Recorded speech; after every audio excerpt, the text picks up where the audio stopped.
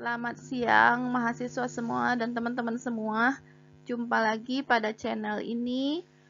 Sekarang kita akan masuk pada topik berikutnya pada mata kuliah pengantar dasar matematika, yaitu pada topik aturan penggantian. Setelah kalian belajar kemarin tentang berbagai aturan penarikan kesimpulan seperti modus ponen, modus tolen, dan sebagainya, sekarang kita akan masuk kepada aturan penggantian. Nah, ini bisa kita gunakan di-combine dengan aturan penarikan kesimpulan pada kasus-kasus pembuktian argumen. Oke, sekarang mari kita coba. Let we see. Kita lihat bagaimana aturan penggantian itu. Ada berapa sih aturan-aturannya? Mari kita lihat sekarang pada bagian konten ini. Oke, sekarang kita akan mencoba membahas pada aturan ini beberapa sifat aturan penarikan kesimpulan yang disebut dengan aturan penggantian. Nah, setelah Anda mempelajari aturan penarikan kesimpulan, ada beberapa kemarin, mulai dari modus tolen, modus ponen, silogism, ada macam-macam ya, ada adisi, ada konjungsi dan sebagainya dengan yang disebut dengan aturan penarikan kesimpulan yang selalu harus kalian ingat, tapi nggak perlu dihafalin juga sih. Semakin banyak kalian ngerjain tugas atau semakin banyak kalian membuktikan argumen-argumen itu valid apa enggaknya, nanti kalian akan hafal sendiri dengan aturan penarikan kesimpulan. Oke, sekarang kita cek bagaimana jenis-jenis tentang aturan penggantian. Oke, kita mulai beberapa aturan tentang aturan penggantian. Ya. Yang pertama adalah aturan De Morgan teorema. Ya, aturan De Morgan atau De Morgan teorema. Nah, bentuk aturannya adalah ketika ada suatu negasi P dan Q, ya, negasi P dan Q di mana P dan Q-nya itu dikurung gitu ya, dikurung. Nah, itu akan sama dengan negasi P ya, negasi P atau negasi Q ya. Jadi ingat tandanya itu beda loh. Ini dan kan ya. Nah, ini berubah jadi atau ya. Ini berubah jadi atau ya. Jadi itu adalah aturan De Morgan yang harus kalian pahami ya. Sekarang kita coba yang keduanya. Aturan De Morgan bentuk yang keduanya kalau tadi itu dan. Nah, sekarang adalah atau. Nah, kalau atau sama kayak tadi juga sih sebenarnya. Jika ada sebuah negasi P atau Q gitu ya, P atau Q. Nah, dia akan ekivalen dengan negasinya dikeluarkan negasi P. Nah, tanda atau itu berubah menjadi dan ya, menjadi dan kemudian negasi Q ya. Jadi yang harus kalian ingat adalah ketika negasi dimasukkan ke dalam P dan Q itu tandanya berubah menjadi atau gitu ya. Negasi P atau negasi Q. Nah, begitu juga dengan ini. Ketika negasi P atau Q itu akan ekivalen dengan negasi P tapi tandanya yang atau berubah menjadi dan gitu ya. Negasi P dan negasi Q. Sekarang komutatif. Komutatif mah itu biasa ya. Komutatif mah biasa. Misalnya P dan Q gitu ya. Maka akan ekivalen dengan Q dan P, tinggal dibalik gitu ya. Tinggal dibalik. Ini misalnya si P, ini si Q. Kalau komutatif mah tinggal dibalik. Jadi Q dan P. Begitu juga dengan ini. Yang kedua teh. Misalnya P atau Q ya atau Ki itu akan ekuivalen dengan Ki dan P dibalik. Itu kan komutatif, itu mah biasa ya. Nah, sekarang itu adalah dua aturan penggantian yang pertama. Sekarang kita masuk kepada aturan penggantian yang ketiga. Oke, selanjutnya aturan yang ketiga dan keempat itu kita sebut dengan aturan asosiatif dan distributif ya. Aturan asosiatif dan aturan distributif. Aturan asosiatif itu seperti ini ya. Jika ada P gitu ya, jika ada P atau Q atau R, nah kurungnya kan di bagian sini ya. Nah itu akan ekuivalen dengan P atau Q atau R, kurungnya teh pindah ke kiri ke sini ya, kurungnya asosiatif biasa. Kemudian ada P dan Q dan R ya. Nah itu akan ekuivalen dengan ininya pindah ke sini, kurungnya pindah ke kirinya ya, pindah ke kirinya, kemudian dan R gitu ya. Jadi ini adalah hukum asosiatif. Kemudian yang keempat adalah hukum distributif ya, hukum distributif.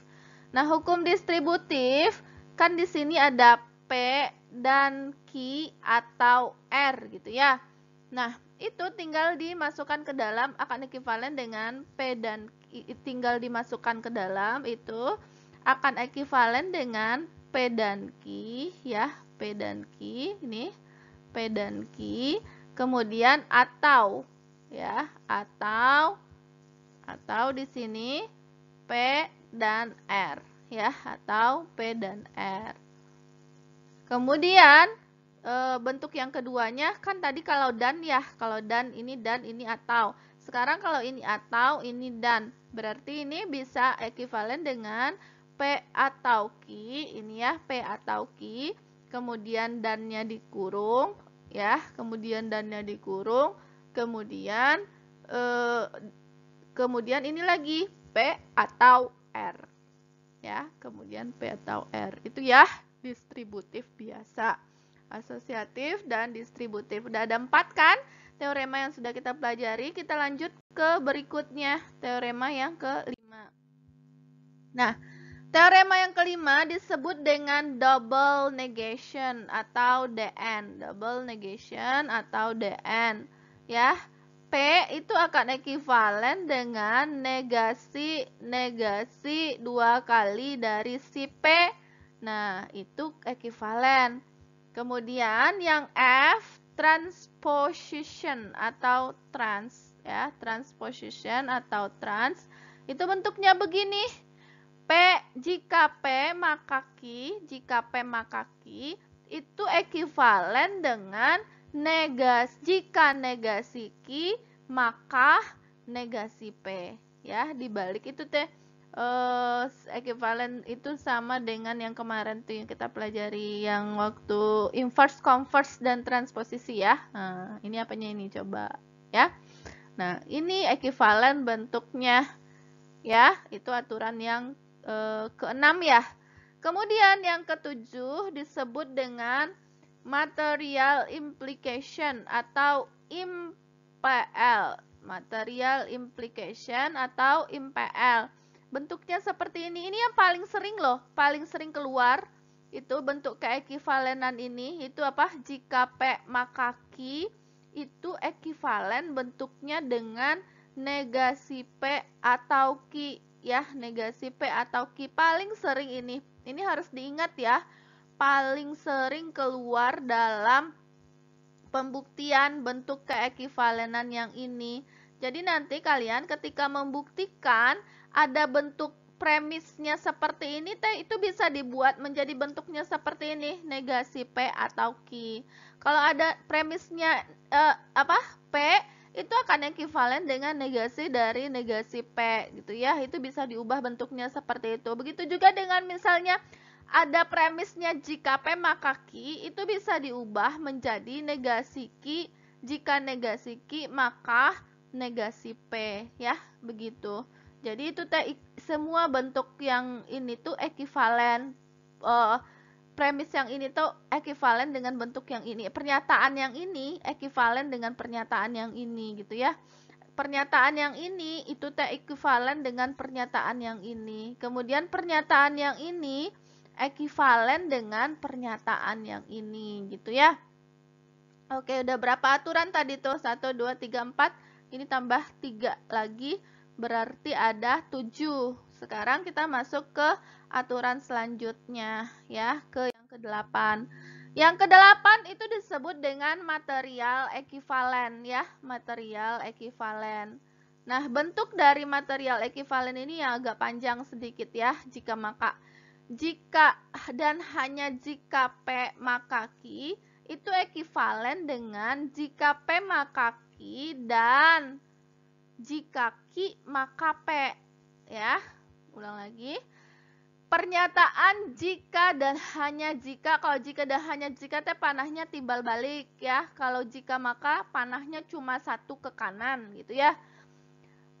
Jika dan hanya jika P maka Q itu akan ekivalen dengan jika P maka Q dan jika Q maka P, ya. Kemudian bentuk yang keduanya itu jika dan hanya jika P dan Q, jika dan hanya jika P maka Q juga ekivalen dengan bentuk P dan Q, ya, P dan Q, atau negasi P dan negasi Q, ya. Ya, juga ekivalen dengan P dan Q atau negasi P dan negasi Q, ya. Bentuk ini juga ekivalen dengan itu, ya. Kemudian bentuk yang selanjutnya disebut dengan exportation. Exportation atau dipendek dengan XP, gitu ya, XP. Nah, bentuknya adalah jika P dan Q, jika P dan Q maka R, ya, jika P dan Q maka R itu ekivalen dengan pernyataan jika P maka Q maka R, ya. Jika P maka Q maka R, tapi ini bentuk apa sih namanya itu? Ada, lupa. Ya. P dan Q, jika P dan Q maka R ekivalen dengan jika P maka Q maka R, dengan ininya dikurung, Q maka R-nya dikurung. Itu bentuk yang berikutnya. Kemudian tautologi atau biasanya tulis gini, tautologi atau tauto. Nah, itu bentuknya adalah P, itu ya. P itu ekivalen dengan P dan P, ya, ekivalen dengan P dan P. P juga ekivalen dengan P atau P, ya, juga ekivalen dengan P atau P. Ya, nah itu bentuk-bentuk aturan penggantian yang harus kalian ingat, ya. Nah, tadi disebut-sebut ekivalen teh apa, ya, ke ekivalen. Ekivalen itu maksudnya punya nilai kebenaran yang sama. Jadi yang di kiri itu sama nilai kebenarannya dengan yang di kanan. Nah, itu boleh diganti dengan itu kalau nanti kalian ketemu argumen yang seharusnya tidak bisa dibuktikan dengan bentuk premis yang di kiri, pernyataan yang di kiri, tapi bisa diganti dengan bentuk pernyataan yang di kanan, nanti bisa kebukti. Nah, itu boleh diganti karena punya nilai kebenaran yang sama. Nah, kita coba ya membuktikan apa maksudnya punya nilai kebenaran yang sama.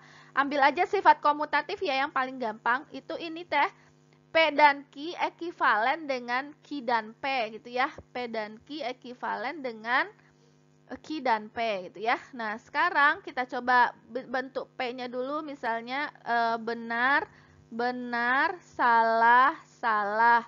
Kemudian ini benar, salah, benar, salah. Sekarang kalian pandang dulu dari P dan Q, dari kiri ke kanan, gitu ya. Nah, P dan Q benar-benar benar. Benar, salah, salah. Salah, benar, salah. Salah, salah, salah, gitu ya. Kan ini nilai kebenaran P dan Q. Nah, sekarang kalian pandang dari kanan ke kiri, Ki dan P. Berarti dari sini tuh, benar-benar gitu ya. Benar. Kemudian salah benar, salah. Kemudian benar salah, salah. Kemudian salah salah, salah. Nah, bagaimana nilai kebenarannya? Sama kan antara P dan Ki dengan Ki dan P, sama nilai kebenarannya. Nah, itulah yang disebut dengan pernyataan yang ekivalen. Jadi, ketika ini ketemu nanti di premis dan tidak bisa dibuktikan, tapi bisa make yang ini, kalian teh bisa ganti dengan yang ini karena dia adalah dua pernyataan yang ekivalen, di mana nilai kebenarannya itu sama gitu. Jadi boleh diganti. Makanya disebut dengan aturan penggantian. Gitu. Ya, jadi kalian harus mengingat aturan penggantian dan sebagainya. Aturan penarikan kesimpulan juga udah kita bahas. Aturan penggantian sekarang sudah kita bahas. Nanti akan ada satu sesi, satu soal di mana nanti akan dicampur antara aturan penggantian dengan aturan penarikan kesimpulan gitu ya. Kalau kemarin kan kita bahas soal-soal yang hanya menggunakan aturan penarikan kesimpulan. Nah, sekarang karena kita sudah belajar aturan penggantian, nanti akan kita coba ada soal gitu ya. Nanti akan kita coba setelah sesi ini ada soal yang mengcombine antara aturan penggantian dengan aturan penarikan kesimpulan gitu ya. Nanti ada satu sesi kita akan mencoba mengcombine antara aturan penarikan kesimpulan yang sudah kita pelajari kemarin ya dengan aturan penggantian, Nanti akan ada satu sesi soalnya ya. Oke, untuk hari ini kita sampai di sini dulu ya guys. Dan kalian sudah bisa memahami atau nanti juga bisa dihafalkan, diingat bahwa ada pernyataan-pernyataan yang ekivalen dan bisa diganti bentuk pernyataannya antara yang kiri dengan yang kanan gitu ya, karena memiliki nilai kebenaran yang sama. Terima kasih atas perhatiannya. Untuk mensupport channel ini tetap ada gitu ya, tetap memberikan ilmu-ilmu yang bermanfaat. Semoga menjadi sedekah jahiliyah bagi saya tentunya, dan semoga menjadi menambah ilmu bagi teman-teman dan mahasiswa semua, sehingga channel ini juga bisa berkembang. Kemudian dan kita semua bisa dalam keadaan sehat walafiat, diberi keberkahan dalam hidup, diberi umur panjang, diberi kebermanfaatan dalam hidup kita gitu ya.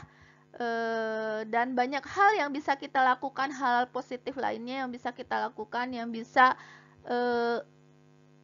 bermanfaat bagi orang lain. Terima kasih. Assalamualaikum warahmatullahi wabarakatuh. Bye-bye.